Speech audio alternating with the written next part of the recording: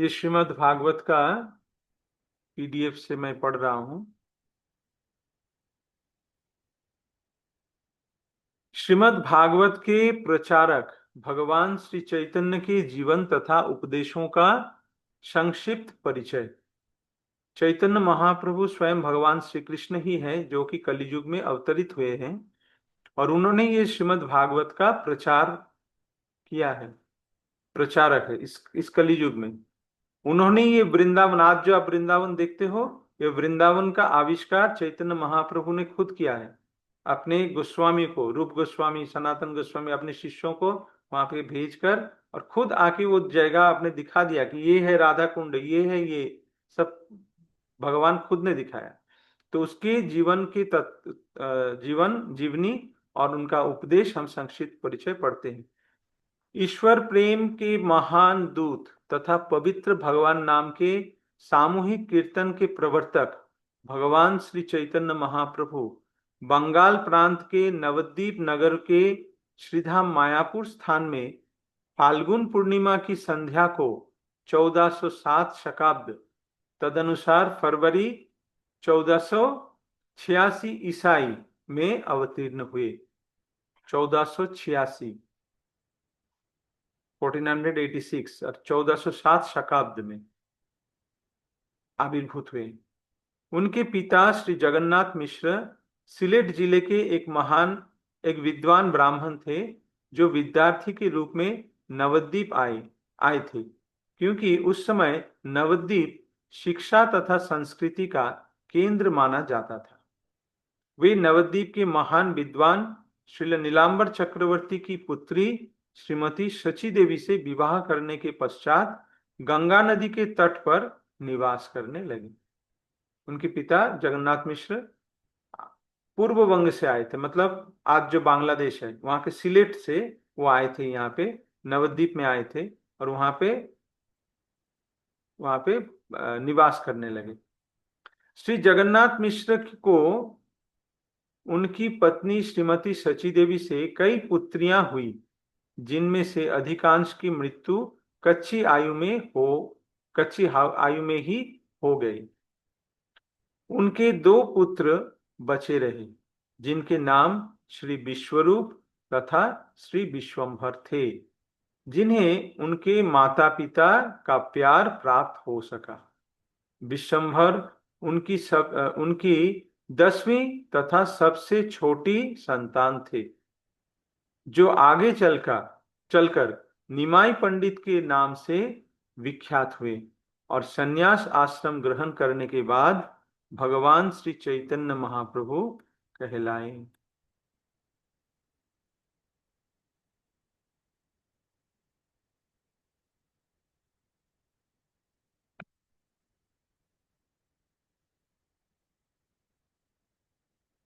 भगवान श्री चैतन्य महाप्रभु 48 वर्षों तक अपनी दिव्य लीलाओं का प्रदर्शित करने के बाद 1455 शकाब्द में पुरी में अंतर्धान हो गए। ठीक है। वे अपने प्रथम 24 वर्षों तक 48 साल वो अपने लीला प्रदर्शन किया। वे अपने प्रथम 24 वर्षों तक विद्यार्थी तथा गृहस्थ के रूप में नवद्वीप में रहे। उनकी पहली पत्नी श्रीमती लक्ष्मी प्रिया थी, जिनकी मृत्यु अल्पायु में हो गई जब महाप्रभु अपने नगर से बाहर गए हुए थे। जब वे पूर्व बंगाल से लौट कर आए तो उनकी माता ने दूसरा ब्याह करने का आग्रह किया, जिसे उन्होंने मान लिया। उनकी दूसरी पत्नी का नाम विष्णुप्रिया देवी था, जिन्हें आजीवन अपने स्वामी का वियोग सहना पड़ा, क्योंकि उन्होंने 24 वर्ष की आयु में संन्यास ग्रहण कर लिया, जब श्रीमती विष्णुप्रिया मुश्किल से 16 वर्ष की थी। संन्यास ग्रहण करने के बाद महाप्रभु ने अपनी माता श्रीमती शची देवी के आग्रह पर जगन्नाथपुरी को अपने कर्म भूमि बना लिया। भगवान वहां पर 24 वर्ष तक रहे। इनमें से उन्होंने 6 वर्ष भारत, विशेष रूप से संपूर्ण दक्षिण भारत में श्रीमद् भागवत का उपदेश देते हुए निरंतर भ्रमण करने में बिताए। भगवान चैतन्य ने न केवल श्रीमद् भागवत का उपदेश दिया, अपितु भगवत गीता का भी अत्यंत व्यावहारिक ढंग से प्रचार किया। भगवत गीता में भगवान श्री कृष्ण को परम भगवान के रूप में अंकित किया गया है। दिव्य ज्ञान के इस महान ग्रंथ में उनका अंतिम उपदेश यह है कि मनुष्य को चाहिए कि वो समस्त धार्मिक कृत्यों की सारी विधियों को त्याग कर उन्हें भगवान श्री कृष्ण उन्हें अर्थात भगवान श्री कृष्ण को ही एकमात्र पूजनीय स्वामी के रूप में स्वीकार करें। भगवान ये भगवत गीता में अंतिम संदेश क्या देते हैं? सर्वधर्मान परित्यज्य मामेकम शरणं व्रज। सब धर्म का त्याग कर, ये कहा जाता है कि समस्त धार्मिक कृत्यों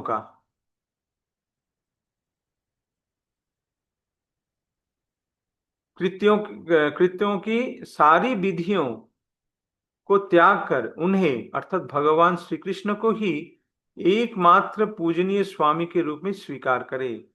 फिर उन्होंने अपने सभी भक्तों को आश्वस्त किया कि वे समस्त पापों से उनकी रक्षा करेंगे। अहं त्वां सर्व पापेभ्यो मोक्षयिष्यामि मा शुच। भगवान कहते मैं तुम्हें सारे पापों से मुक्त करूंगा, मां शुच, चिंता मत करो।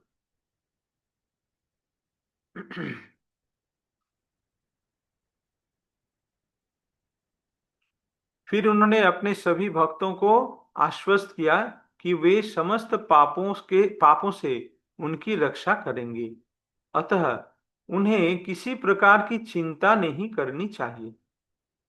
दुर्भाग्यवश भगवान श्री कृष्ण के प्रत्यक्ष आदेश तथा भगवत गीता के उपदेशों के बावजूद अल्पज्ञानी लोग भ्रमवश उन्हें केवल एक महान ऐतिहासिक व्यक्ति मान लेते हैं।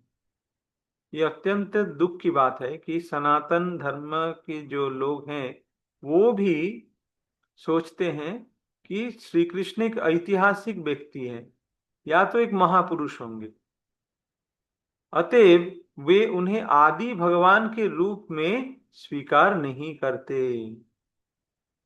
कर सकते।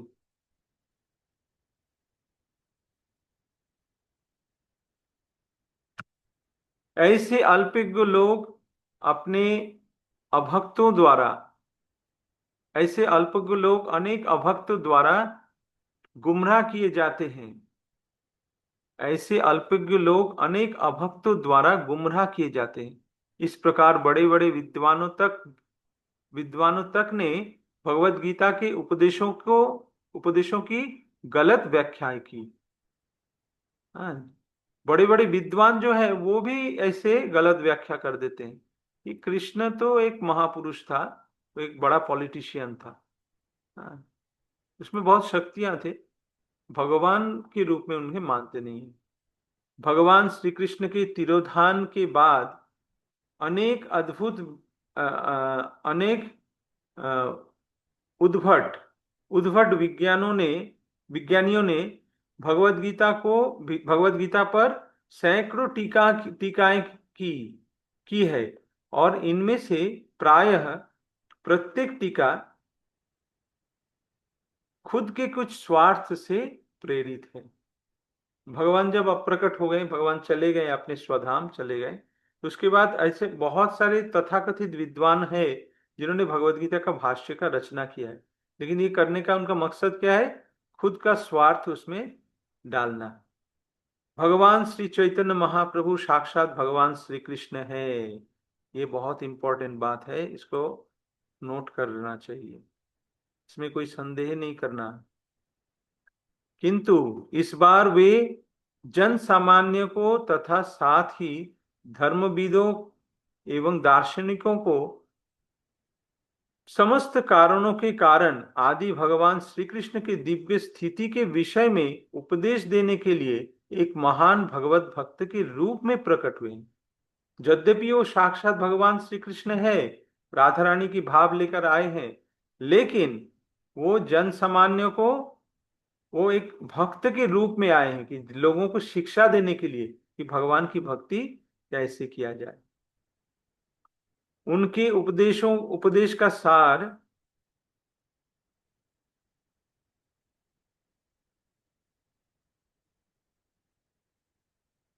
उनके उपदेश का सार ये है कि ब्रजभूमि वृंदावन में ब्रज के राजा नंद महाराज के पुत्र के रूप में प्रकट होने वाले भगवान श्री कृष्ण पूर्ण पुरुषोत्तम परमेश्वर है। आराध्य भगवान ब्रजेश तनय, ये उनकी शिक्षा है कि पूर्ण पुरुषोत्तम भगवान को है, कौन है? नंद महाराज के पुत्र जो कि वृंदावन में रहते हैं और सबों की द्वारा पूज्य है। वृंदावन धाम भगवान से अभिन्न है क्योंकि भगवान के नाम, यश, रूप तथा उनकी आविर्भाव स्थली परम ज्ञान के रूप में भगवान से अभिन्न है।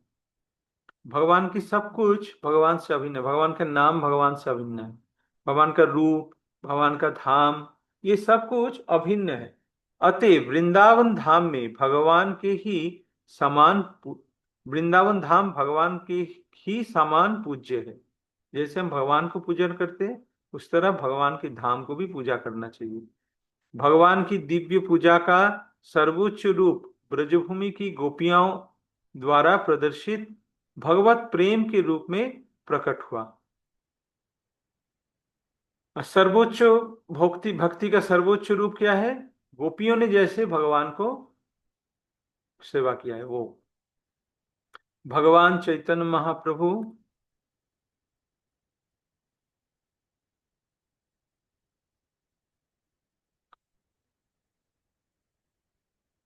भगवान श्री चैतन्य महाप्रभु इस विशुद्ध प्रक्रिया की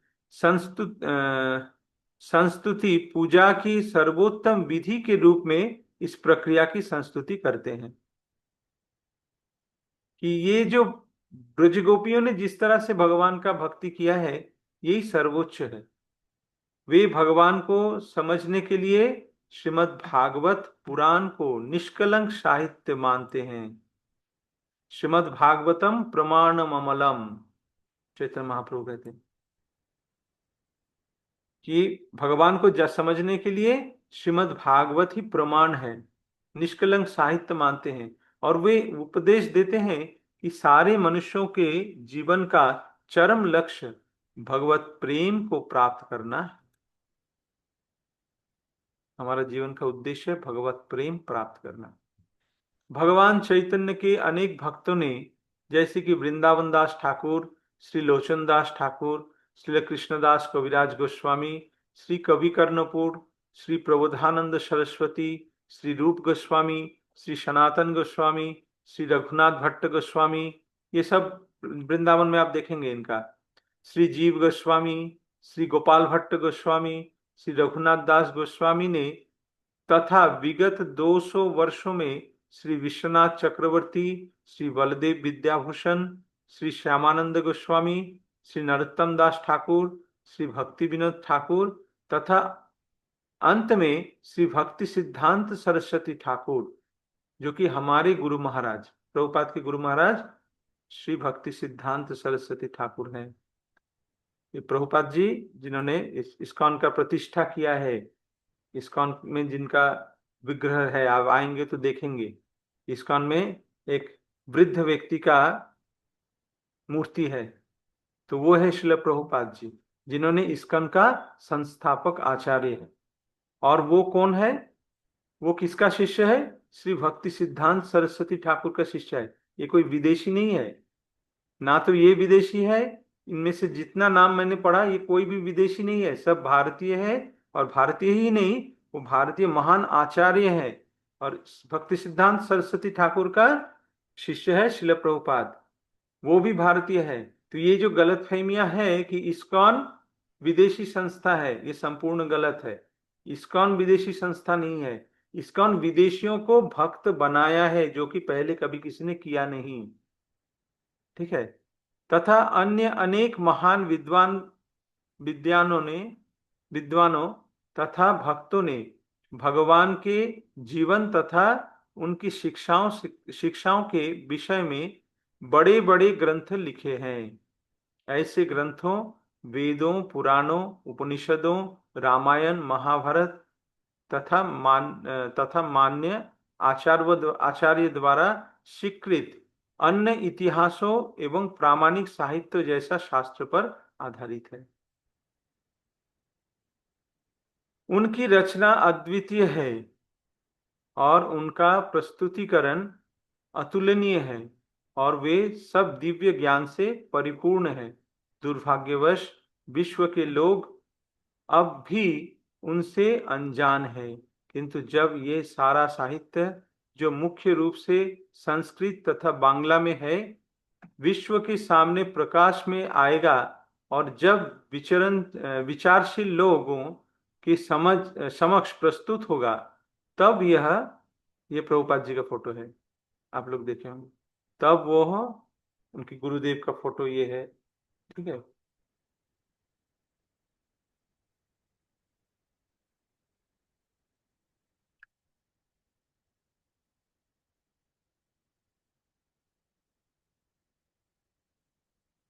ना फोटो है।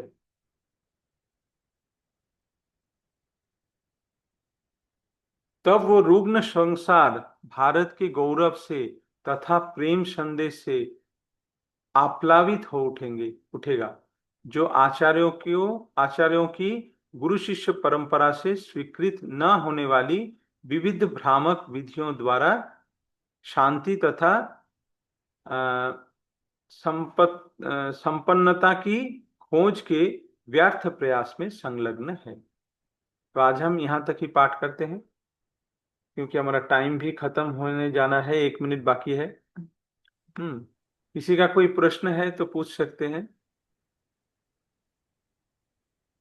गुरुजी, ये सारा जो अभी पार्ट आपने पीडीएफ में ये है, ये श्रीमद् भागवत जी की जो किताब है उसमें भी मिलेगा या फिर हाँ ये अलग हाँ से हाँ हाँ, पीडीएफ वही आपने? तो ग्रंथ हम बोलते हैं, आप घर में लेके पढ़ो। लेकिन यहाँ पे हाँ दिखाने जी। के लिए उसका पीडीएफ हम दिखा रहे हैं, लेकिन वो ग्रंथों को टच करना है, उस ग्रंथ को पढ़ना है। जैसे भगवान जी। का फोटो घर में रखने का क्या जरूरत है, हम्म। फोन में ही तो भगवान को फोटो देख के वहां पे आरती करके